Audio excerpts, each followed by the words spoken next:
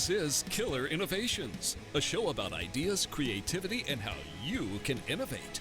Welcome to the Innovators Garage, where you learn to create your next game-changing killer innovation. Welcome to Killer Innovations. We are here in the mobile studio, picking and talking to a variety of technologies and innovations. I was at an event recently and came across an innovation. I guess I would describe it as an unexpected innovation at an event. Typically, the events I go to, it's technologies like PCs and workstations and laptops and mobile phones, etc. But this is one that was totally unexpected. So, John, welcome to Killer Innovations. I appreciate you taking the time. Thank you. Glad to be here. So, your company, Willow, is... I came around this event. I came around the corner, and I'm looking at breast pumps. Right? That is right. Not the typical product I would expect to see at an event that I'm attending. And you and I got a chance to talk, and I talked with your team because I'm intrigued by kind of the non-obvious industries. We always think about innovation as being, computers and mobile phones and another app, and now the new buzzword for 2018 is AI everything, and voice control everything. And here you are, your team, you particularly, are innovating in a segment of the population that, one, gets highly overlooked and hasn't been innovated in like forever. Right. So what was the motivation?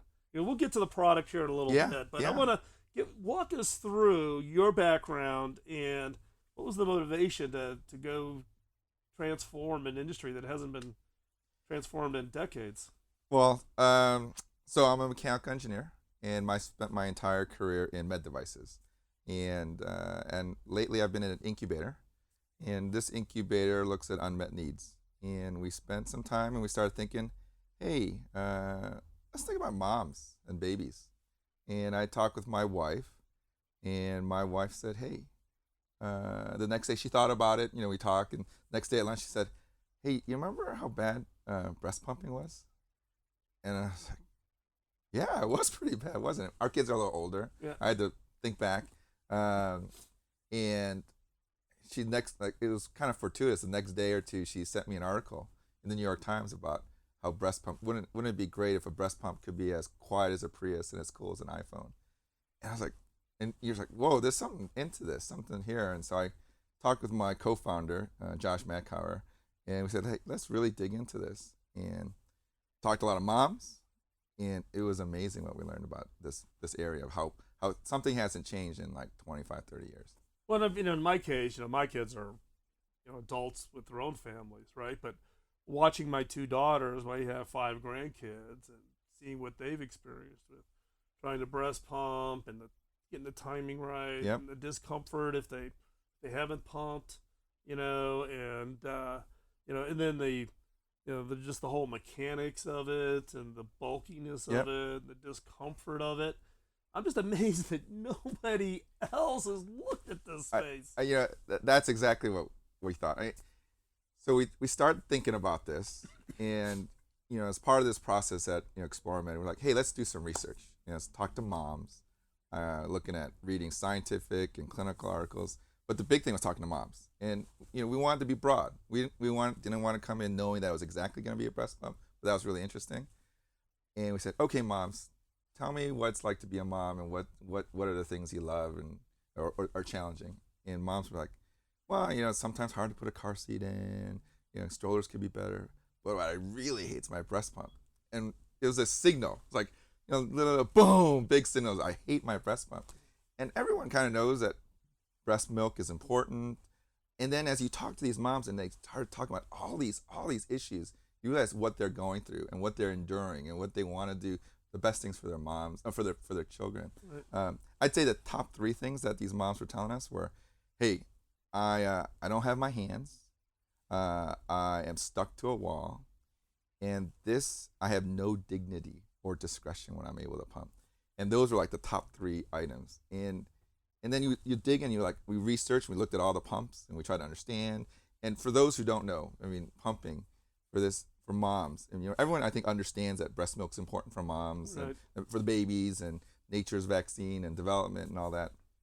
And what you don't realize is when you're away from your baby for a while, you need to pump the milk. And the state of the art was your mom's got to take off their clothes, put on essentially these things that look like air horns, and with bottles dangling from them, with tubes coming out of them. And so you can imagine, you can understand they feel really exposed. And moms were telling us stories about, I'm somewhere public, I need to go find a room. I'm on a plane, I got to go into you hear all these stories about being in a bathroom. Yeah, I've closets. I've heard that from my daughter. Yeah. Happened to sit in a public bathroom stall. Yeah. In order to pump. So once we sort of realized and said, okay, there's clearly a need, and we love when there's something like hasn't changed in technology for 25, 30 years. You go, there's got to be a better way. And so we noodled on this, Josh and I, and said, well, probably, talking to moms what they want. It's like, well, maybe it could fit in the bra and keep your clothes on, and maybe you can transport your milk with you.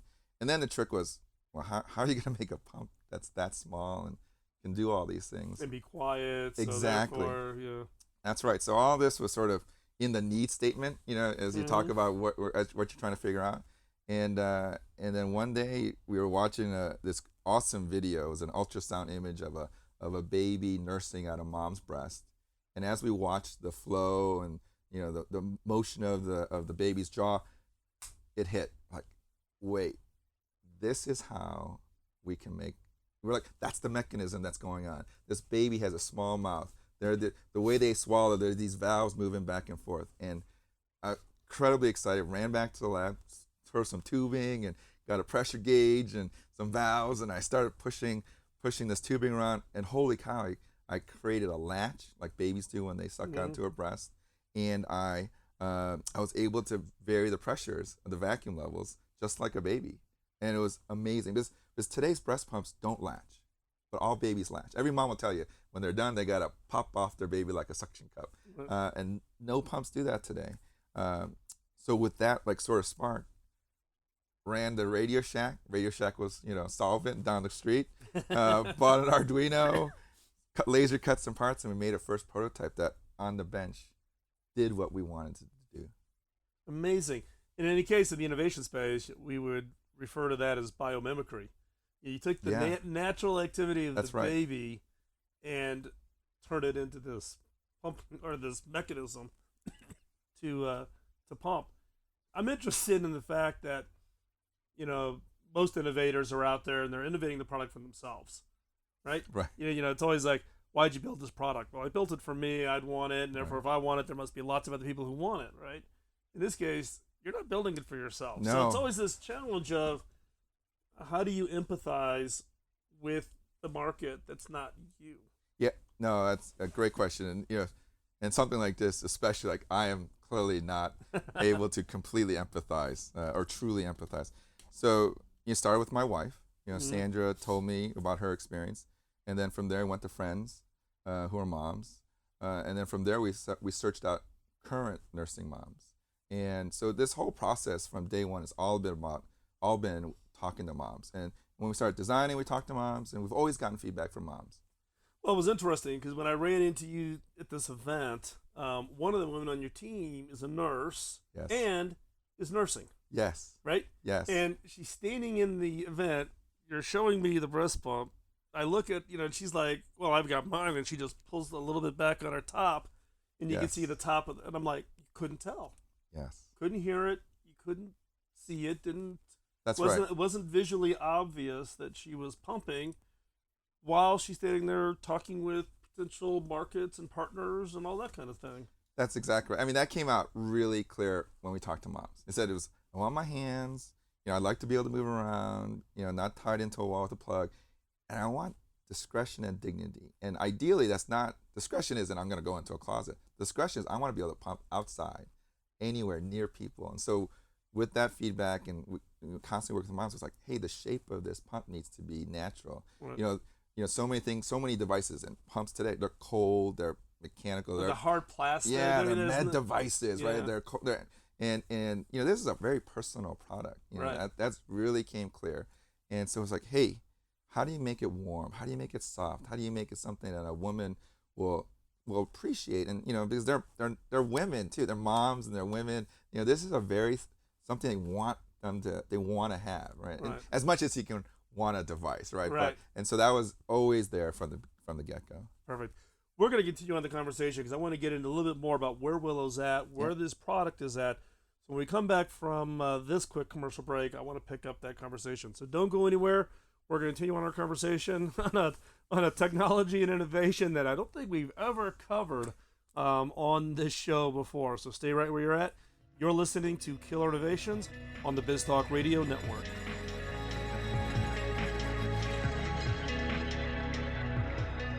Welcome back to Killer Innovations. We're talking with Chang, co-founder of Willow. So give us a little bit more. We talked in the last segment kind of the inspiration and the background to building this product. Talk now about Willow and where you're at and why you're so different than anybody else out there in this space.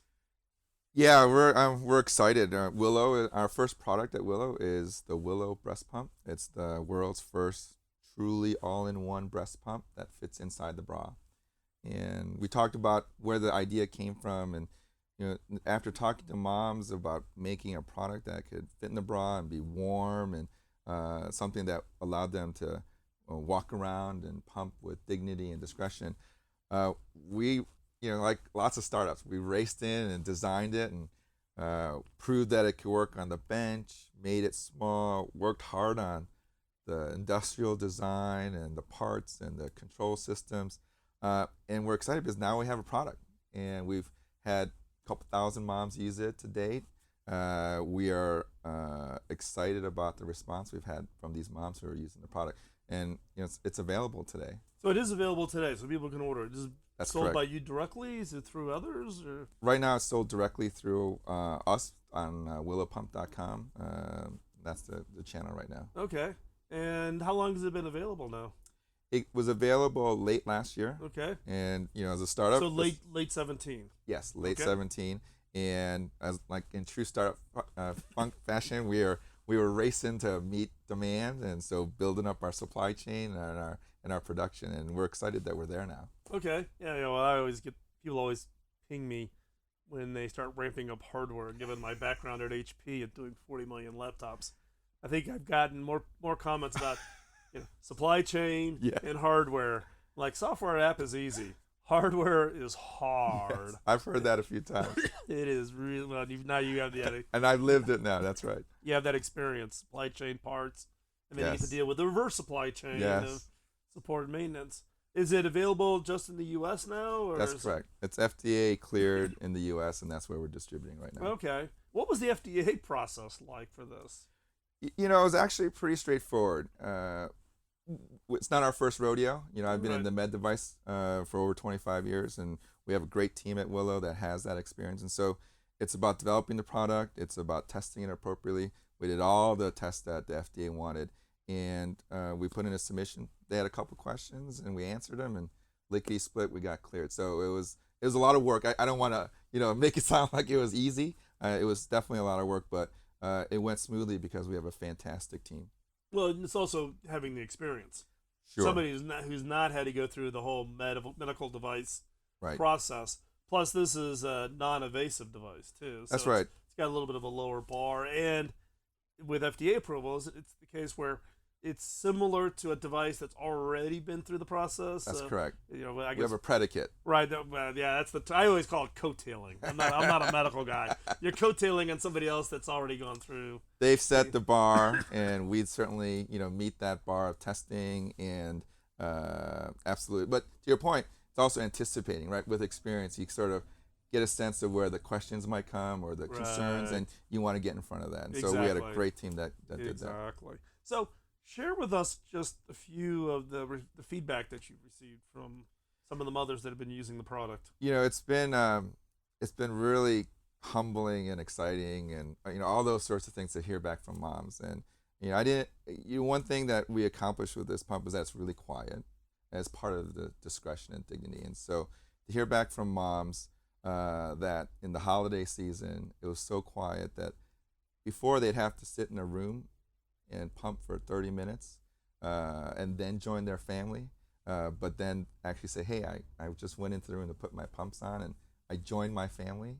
That was amazing to hear talk about going on a date night and saying, hey, I went and saw a movie in the movie theater with my husband, Pumping. and I pumped during the movie, and no one's throwing popcorn at me or shushing me, right? There's I'm on a call, and I don't have to hit mute so that people know that I'm pumping.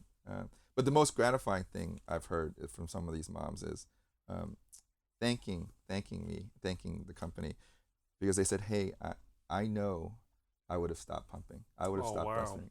Yeah, it gives me goosebumps every time I think about it, because breastfeeding and breast pumping is hard.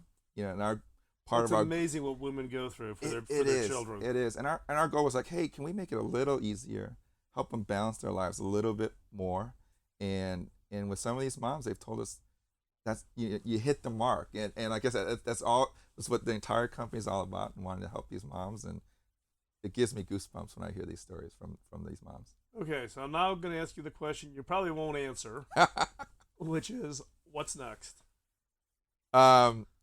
It's kind of all about the mom. Mm-hmm. And, we are a mom first company.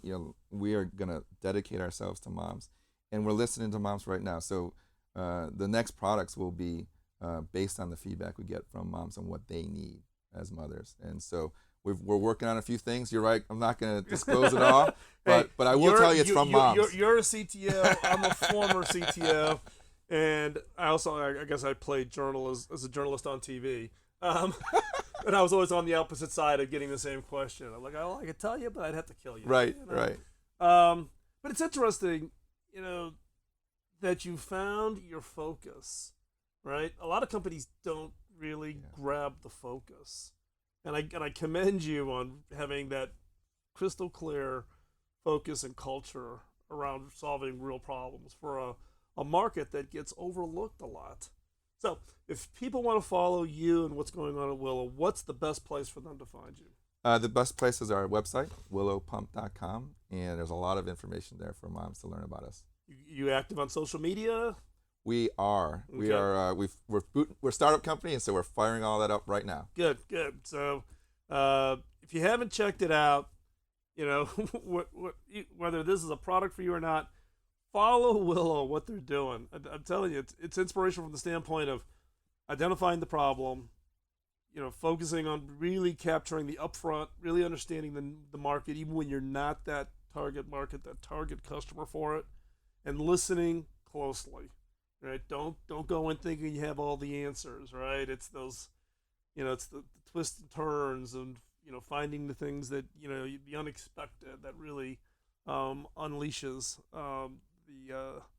a great product in this case. And like I said, this was a product. I met John and his team just coming around a corner at an event and seeing a product I totally was not expecting to see at the event, and I had to stop and say, okay, what is this?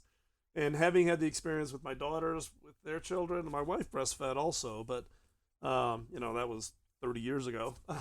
But watching my daughters and the struggles they've got, I think what you're doing and what Willow team is doing is just fantastic. And congratulations. Thank you. We will be watching, and at some point we'll have you back on the show and give us all an update on the success at Willow. And I want you to let me know what that next product is when you're ready to talk about it. Will do. Looking forward to it. And with that, don't go anywhere. We'll be right back after this quick commercial break. You're listening to Killer Innovations on the BizTalk Radio Network.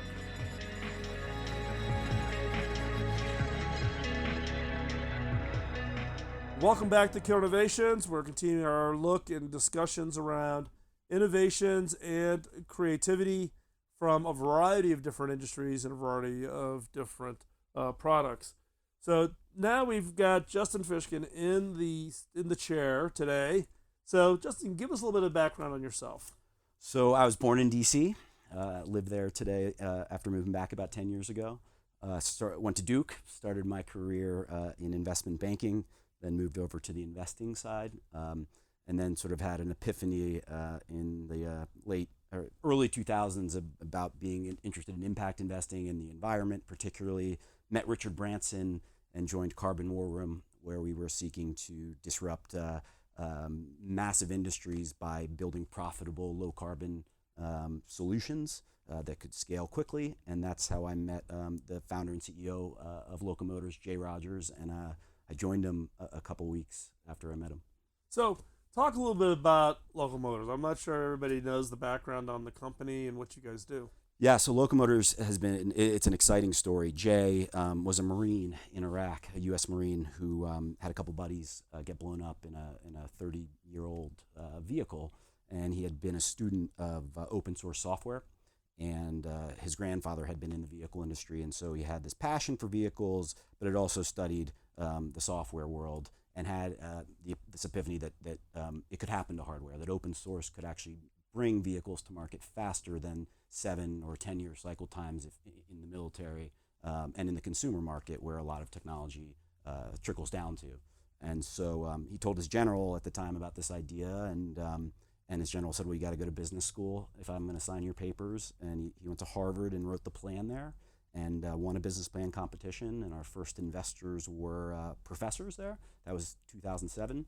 And the rest is history as far as what we've done. I think some of the exciting points in that journey have been the world's first crowdsourced car, the Rally Fighter, sort of known as the car the internet built, that took a year to bring to market, which is about a 5 times faster than had been done, and it was done at about 100th the cost, so for $3 million versus $2-3 billion to build a massive factory. And how many contributors contributed to that open source project? I believe there were about 7,000. Right. And I think that's the impressive piece, right? Because you get a lot of involvement of those people who are involved with open software. Right. The open hardware movement is still pretty nascent, and particularly at that time. Yeah, it was the maker movement then. Right, yeah, it was really the makerspace Right. type of thing. Right. But the makerspace are really kind of, armchair Edisons, Right. with little things in the corner of their garage. But in your case, you got contributions from people that had from all walks of life. Yep. The enthusiasts, hobbyists, all the way to Engineers. really core engineers who are, if you knew their names, were very well known in the space, and everything in between. That's It was right. a very interesting community that came together. That's right. It's been very exciting. I think now we've gone from that core group of 7,000 to adding I think 500 community members a day. The last I heard, and that's been from the partners we've brought on. To be honest, so after the Rally Fighter, the DARPA came to us and asked if we could design with the crowd a vehicle for a specific region of Afghanistan that was up-armorable, could go upwards of 100 miles an hour and evacuate 3 soldiers in full gear in the prone. And we ran that challenge, and it took 3 months from concept to delivering it to President Obama and then taking it over to Afghanistan to start testing. Wow. And that was 2011. It's when it really came, I think, full circle for Jay, who had been over in theater and had this idea. So he actually could see the whole loop and actually deliver a solution Yeah, for his buddies. I think on so. the I mean, front I line. certainly looking at him and looking at that first step can Right. see it, and Yeah. I think, and I'm sure Jay, upon looking back, really does. And then from there, we've done bicycle, electric bikes where you could change it from a gas powered to an electric powered bicycle, and we've done a world's first crowdsourced motorcycle, a pizza delivery vehicle for Domino's. We've done projects for BMW and others, but then the next step of the business was GE gave us a call. Jeff Immelt called and said, "I saw what you did with the Rally Fighter. Can you do this in my appliances division? Because I have this issue where my best product guys or engineers will come to me and say, I have this great idea, and it's going to take us 6 months to develop it, and it's going to cost $6 million, and we're going to sell 600,000 units the first year." The numbers were a little different, but you get the idea. And he said 50% of the time, it costs $12 million, takes 12 months, and we only sell 6,000 units the first year, and I lose a lot of money on those. So the other 50% of the time, when they're right, within 3 months, somebody else, usually in Asia, has reverse engineered my product, has put better technology in it, and is offering it at a better price point. He said, I lose on those too. Can you help me get more at-bats and not build the big factory to make the product before I know there's a market? Right. And Jay who was very smart about it and said, sure, but we need to build a microfactory. And for those who don't know, microfactories are one of our 2 core parts of our business. It's the co-creation bit we just talked about, which is open source, and we pay royalties to those contributors to our projects if we use their ideas. And then the microfactory part is small volume production in local markets where those products are demanded. And so we built a microfactory in Louisville, Kentucky, outside of Appliances Park, and increased their commercialization speed by 24 times in a year. Wow. And then they were able to sell that business after not having been able to do it a few years earlier. And I think there were a lot of partners involved, but that was the first time we realized that we could use our open platform that we've been using for vehicles for other companies. Completely. And you'll be interested to know, so we brought on Airbus, and most recently we brought on HP. Oh, really? And we're doing a great Mars terraforming and sort of dream project with them. And I think, given their move into 3D, that's the Shane Wall project, right? Yeah, and then after the first, we did this crowdsourced vehicle. Then in 2014, we became best known for 3D printing, the world's first 3D printed car. And we did that at IMTS. Which car was that? The Strati. Okay. And we did that on the show floor at IMTS. Drove it off the floor after never having done it before. It took us 44 hours, and 50 components, which really simplified the vehicle. And then most recently, we're best known, and our first product to ever have global demand is Ollie, which is a driverless shuttle that we have here at CES. Yep. And in particular, I know the Ollie very well because we worked with you guys for using the Ollie in our Futures video. That's right. For the Near Future Better Place. In DC. Starring, we did the DC event. That's where we met the first time. Where we met the first time. And then we worked with you to actually digitally create visually 3 Ollies simultaneously navigating streets in Nashville. Yeah. With the movie stars Rance Howard, Ron Howard's dad, right, who just recently passed away. It was Rance Howard's last film project with us, talking about the near future and aging in place. And we highlighted the Ollie as being a great vehicle option, future vehicle option of giving people independence, in later in life where you don't want them with the car keys anymore. Bingo. I mean, that's really what accessible Ollie, which we launch here, is all about. Also, speaking of the Asian markets, like Japan, Singapore, Korea, they have aging populations, and there's a huge demand, as do we, but not to quite to the extent. Because we highlight the Ollie in the film, it gets shown, I think, very well. People definitely react, and a lot of people ask us, "Is that a real product?" We're like, "Yes, it says Ollie on the side. Go search for it. You can find it online." But you're right, though. The amount of interest in, autonomous vehicles. But I think what's interesting from your work, though, is through that crowdsourcing and collecting all that input, you're collecting the input from people who are going to be also the ultimate users. Not only are they contributing the engineering, but they're also contributing their own personal interest and personal passions. And if you look at the Ollie, particularly the accessibility side of it, it's got things that most companies would not even think of because they're not that close to, for instance, the accessibility side of it. And I think that comes from the collective crowdsourced knowledge. And thank you for saying that.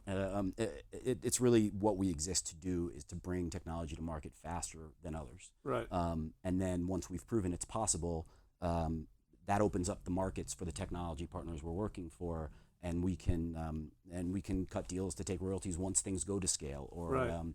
And so we live in this world where, because we enable or because we use digital manufacturing, so the ones and zeros that you and I are trading or in a CAD model in the cloud now can go to a third place and make something in unit volumes of just one. Exactly. And so our cost to try something out is very low.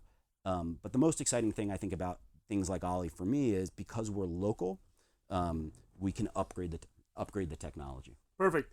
We're going to take a quick commercial break. When we come back, we're going to pick up our conversation and talk more. So don't go anywhere. We'll be right back.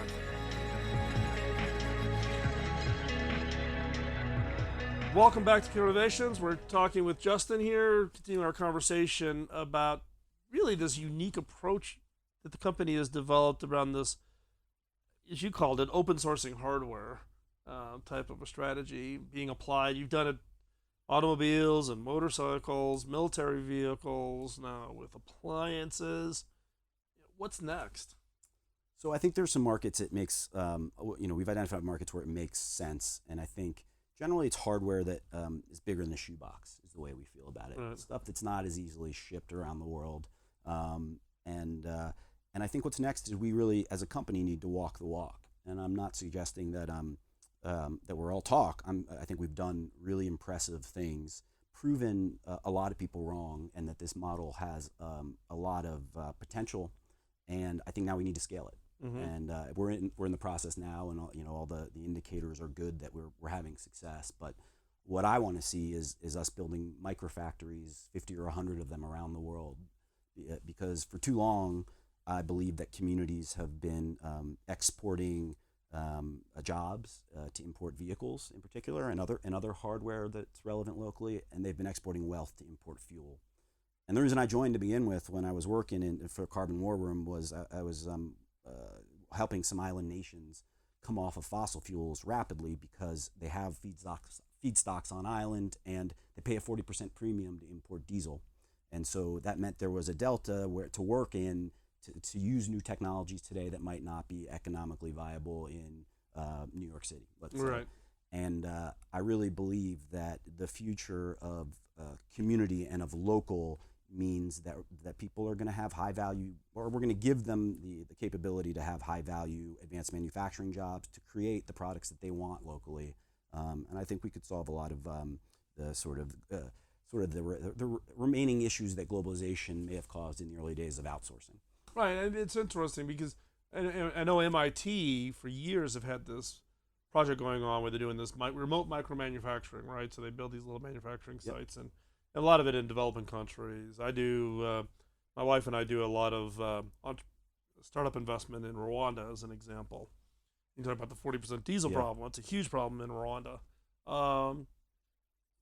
But those are all like, parts replacements. I have a coupler that breaks, and I can't buy the coupler. I got to have it flown in from Europe. So a coupler that costs 25 cents at Home Depot here is all of a sudden now $12 or $15, those types of things. In your case, you're talking about full product. Right. I can build a washer or a dryer or a car or a motorcycle or a bicycle or whatever. Right. I think that communities often have unique needs for their vehicles, and the issue is that the big OEMs need to make products that work everywhere for everyone for a long time. Scale equals economic benefit. Well, and you need to amortize your cost of a $3 billion factory over many units and keep bringing your marginal cost down. For us, theoretically, the cost of building one digitally direct digitally manufactured unit is the same as the millionth, and so. We're never going to build a million of anything because the scale guys are good at that. What we empower, and I think what you'll see in the future from other businesses is empowering economy of scope. Mm-hmm. And that's really, I think, what's going to differentiate manufacturers going forward. We can do many, many different things, and we can keep iterating on those things because there's a local manufacturing capability. Well, yeah, because typically you had to do purpose-built manufacturing. Like at HP, we had factories working with our partners, whether it was Compal or Fox or whoever. This factory built, laptops. This factory builds mobile phones. This factory builds. In your case, you're building these, I'll call them micro factories, whatever the term is. But I can do a washer on Monday. I can do a car on Tuesday. I can do a bicycle on Wednesday. That's right. And I think, that's a little more in the future in the sense that I think with each microfactory, there will be several products that are in demand locally. And I think as direct digital manufacturing improves and that technology and the materials, the multi-materials. Not only that, you need the designs, right? So it's almost like, building the app store for physical goods. Right. How do you build that catalog? So, and then allowing the locals to then tailor it to them, right? It's a bit like FedEx Kinko's, Exactly. It's a capability where you used to have a big printer in your office, and nobody does that anymore. Right. Nobody has that anymore.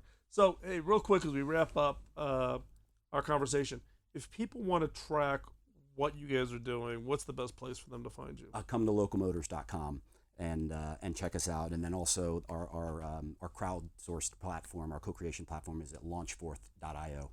Launchforth.io. So I'll make sure all those show links are in the show notes, so you can hop over to killinnovations.com, and we'll have all the links there to make it real easy. Because if you're driving in your car, do not try to write down the URL. It doesn't work. It does not work very well.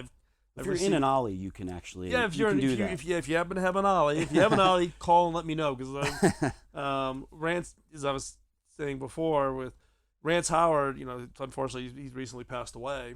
Ron Howard's dad, who starred in this film, who rode in the Ollie, could not stop talking enough about it. He kept pinging us about when could he get one to get around LA, and unfortunately he's passed on. But it made the impression. Great product. I think this open source platform hardware approach is something that's critical. And I think you're right. It does kind of reverse the outsourcing, this quote, outsource to low cost manufacturing piece has been great. So as we wrap up the show, appreciate you taking the time out of your busy schedule on a Sunday to spend it with us. We are now available on Spotify and iHeart also. So still over on iTunes and Google Play and YouTube and SoundCloud and all those places. But recently, Spotify and iHeart have also picked up the show, so you can subscribe to us over there. If you have a guest or a question or a topic you would like to have covered here in the show, just drop me a note over at phil@killerinnovations.com, and we'll take a look at it and see if we can't put a show out on that. So we want to make sure that we're delivering the content that you find useful. Remember, we are all about helping all of us as innovators, take our ideas and turn them into real. As a result, don't let the innovation antibodies get you down. Don't let the critics derail you from delivering what you're passionate for. We need your ideas. We need your ideas in the marketplace. So go out there, execute, and go change the world. And thank you for listening, and we'll talk to you real soon. Bye-bye.